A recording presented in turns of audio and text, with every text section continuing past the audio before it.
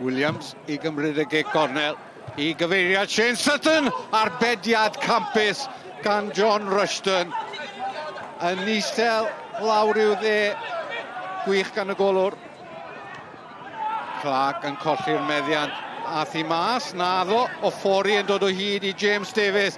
Davies yn y cwrt, John Rushton yn arbed eto, gyda'i drad y tro yma. Drenewydd yn curo ar y drws. Does am pwysau o gwbl ar y bêl gan y Fflint. Mae'n ras rhwng Mwandwe a Mar. A chwaraewyr Drenewydd yn apelio am gic o'r smotyn. Ysgwyd i ben mae'r dyfarnwr Iwan Griffith. O ffori yn reoli'n dda gyda'i gyffyrddiad cyntaf. Mwandwe.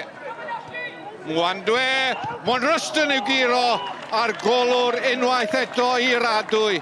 Ac o'n i bai am John Rushton, fe fyddai'n 2 o leia yn yr hanner cyntaf yma. Craig Williams i gymryd y gic rydd. Jordan Evans! Symudiad wedi ymarfer ar y cae ymarfer. Jordan Evans yn sgorio 8fed gol y tymor yma, rhyw 5 munud cyn yr egwyl. Williams wedi anelu am o ffori. Y bêl fel taten poth. O ffori! Tyrone o ffori yn sgorio ail y Drenewydd. 7fed gol yr ymosodwr 20 oed y tymor hwn. A godi'r pwyntiau yn ddiogel bellach. Hart ar gic rydd. Weir! Dros y trawst gan yr eilydd. Nash ar ôl beniad, a Weir oedd yno. Breeze, gwaith da ganddo fe, dod o hyd i Rushton, a ffas o didog at Mwandwe. Mwandwe yn erbyn Rushton! A Bonin y postyn, a John Rushton yn nadu Mwandwe, rhag i'w wneud 1-2 i ddim.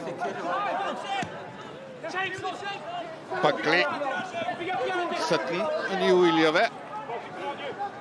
Buckley heibio i Sutton, ac fe ddyle Tom Weir wedi wneud yn well. Y 2 eilydd yn cyfuno. Unbeaten in 4 now. You're hitting form at the right time. 6 games to go. The fight is on for that 7th and final playoff place. Look, I think before the first game at Aberystwyth, we wanted to be top of the league after 10 games. If it's a mini league, we wanted to be top of the league. We're top now. I think we've got 10 points out of 12. So that's the aim now. We just got to win the league of 10 and then see where we go after that. But you know, every week it changes because you play it every 3 days. I'm sure it'll change again Saturday, hopefully in our favour. But you know, we've got to meet up now. We've got to rest up, and then we'll go again for Kevin Druids on Saturday. Neil, any complaints about the result tonight? No complaints. I thought Newtown started really brightly. We were hoping that we would carry the momentum forward of 3 victories in 3 games. I think probably, if we're honest, it was maybe a game too far in terms of we haven't made many changes, we haven't freshened it up. We've had a few injuries and suspensions where we've looked at it and kept going with the same 11, and it looked maybe a game too far for them, or it took them 45 minutes to find their legs. You know, that's, you know, making no excuses whatsoever. Newtown were the better team by far in the first half, and John Rushton's made a couple of really good saves to keep us in it at half time. I think the frustrating thing is you can't play well all the time, but when you're not playing well, if you can take care of the basics, which is 2 set pieces that we've conceded from, then it gives you a chance to win games of football later on when you start to put your game plan over onto the other team.